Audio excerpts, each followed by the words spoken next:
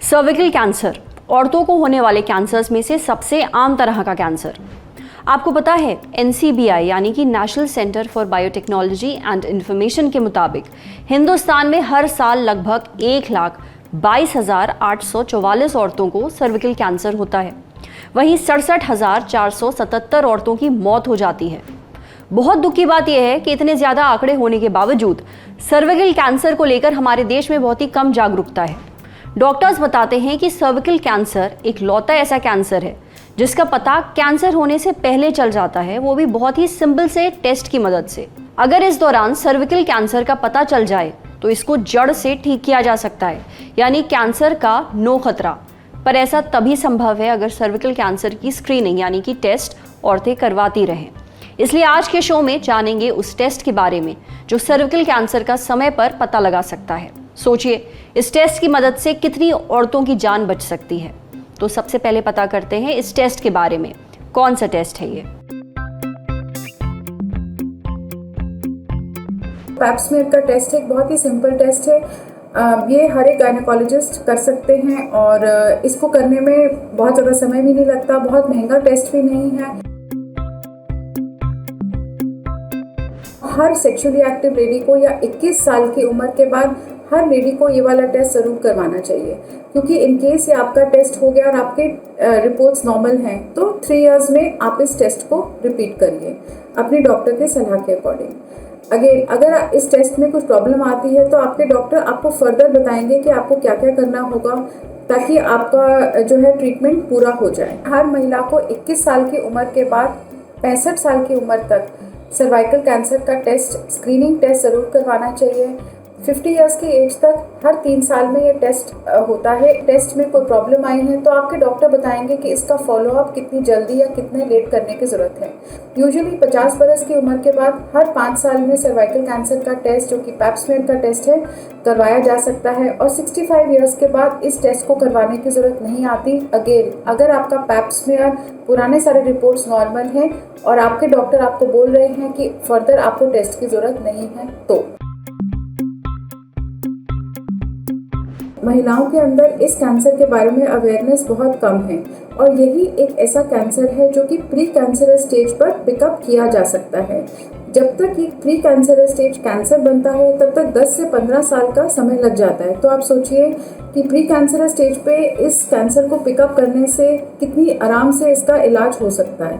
Rather cervical cancer एक ऐसा cancer है जिसमें जब तक इसके सिम्टम्स आते हैं, जैसे कि इंटरकोर्स के बाद ब्लीडिंग होना, बहुत एक्सेसिव डिस्चार्ज की प्रॉब्लम, बहुत ज़्यादा फाउल स्मेलिंग डिस्चार्ज की प्रॉब्लम जो कि दवाइयों के बाद भी सेटल नहीं हो रहा, या पीरियड के बीच बीच में ब्लीडिंग या स्पॉटिंग की दिक्कत, जब तक ये वाले सिम्टम्स पेशेंट में आते हैं तब तक मोस्टली ये कैंसर बहुत ज़्यादा स्प्रेड हो चुका होता है।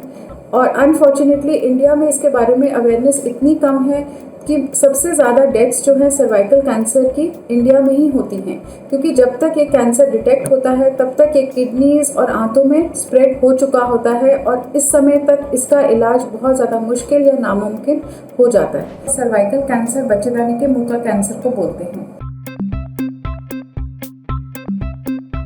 पैप स्मीयर यानी कि सर्वाइकल कैंसर स्क्रीनिंग टेस्ट एक बहुत ही सिंपल टेस्ट है जो गायनेकोलॉजिस्ट अपने चेम्बर में महिला के लिए करते हैं। इस टेस्ट को करने में 5 से 10 मिनट का समय लगता है। बिल्कुल पेनलेस टेस्ट है। बच्चेदानी के मुंह से सेल्स लेकर एक स्लाइड बनाई जाती है या फिर एक लिक्विड के अंदर इसके सैंपल को भेजा जाता है। कई बार ऐसे भी होता है कि कुछ डॉक्टर्स एडवाइस करते हैं कि आपको साथ में हाई रिस्क HPV जो कि सर्वाइकल कैंसर कॉजिंग वायरस है उसका टेस्ट भी साथ में करना पड़ेगा। तो अगर ऐसा कुछ है तो आप उस टेस्ट को भी ज़रूर करवाएं। यूजुअली इस टेस्ट की कीमत 1000-1200 के करीब है पैप स्मीयर के टेस्ट के, और ये बहुत ही आराम से डॉक्टर के चेम्बर में हो जाता है। सुना आपने, सर्विकल कैंसर को प्री कैंसर स्टेज से कैंसर बनने में 10 से 15 साल का समय लगता है। सोचिए, अगर कोई महिला इस बीच में ये टेस्ट करवा ले तो ना सिर्फ इस कैंसर के बारे में समय पर पता चल जाता है बल्कि इसका पक्का इलाज भी हो सकता है, यानी आपकी जान बच सकती है। इसलिए पैप स्मीयर टेस्ट करवाना बहुत ज़रूरी होता है, इस बात का ध्यान रखिए। अब बढ़ते हैं सेहत के अगले सेगमेंट की तरफ, तन की बात, जानिए दिन भर एसी में रहना आपको कैसे बीमार कर रहा है। इस भयानक गर्मी में अगर एसी की ठंडी ठंडी हवा मिल जाए तो जान में जान आ जाती है।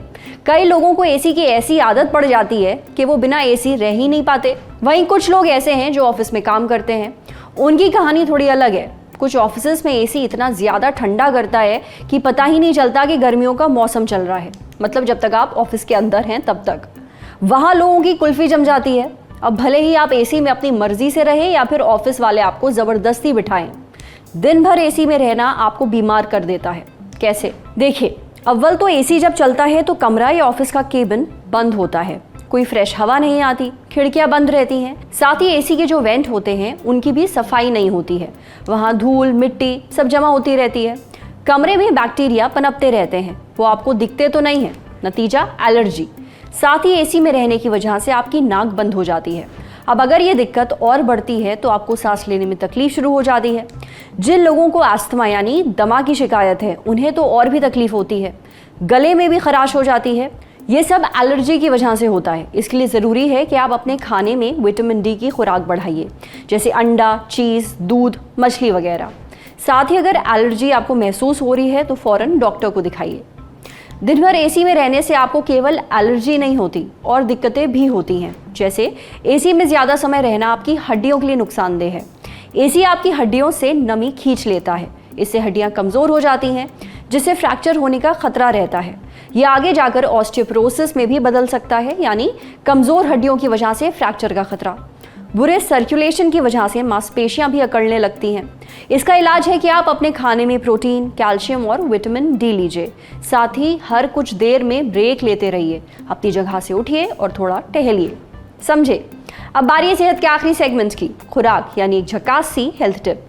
जानिए अगर आपको पीसीओएस है तो अपनी डाइट में प्रोटीन शामिल करना क्यों ज़रूरी है।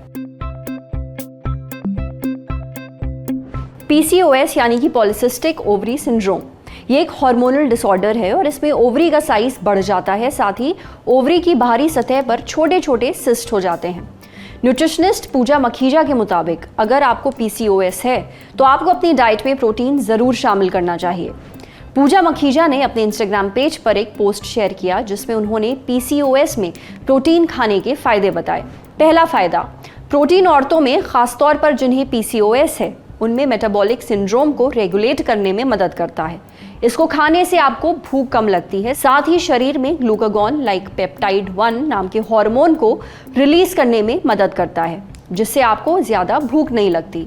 दूसरी चीज़, प्रोटीन शरीर में ब्लड शुगर लेवल को मेंटेन करने में मदद करता है। क्योंकि प्रोटीन को पचने में समय लगता है, इसलिए इसको खाने के बाद आपका ब्लड ग्लूकोज लेवल भी एकदम से नहीं बढ़ता, जैसे बाकी चीज़ें खाने से एकदम से वो स्पाइक करता है।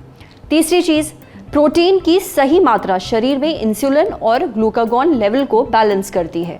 इसलिए पीसीओएस होने पर अपनी डाइट में प्रोटीन ज़रूर शामिल करिए। आज सेहत पर इतना ही। अगर आप एक डॉक्टर हैं, हमसे कुछ शेयर करना चाहते हैं तो जो ईमेल आईडी इस वक्त आपको अपनी स्क्रीन पर दिख रही है उस पर हमें एक मेल भेज दीजिए।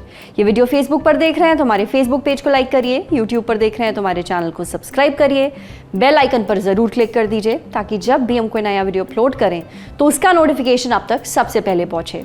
शुक्रिया।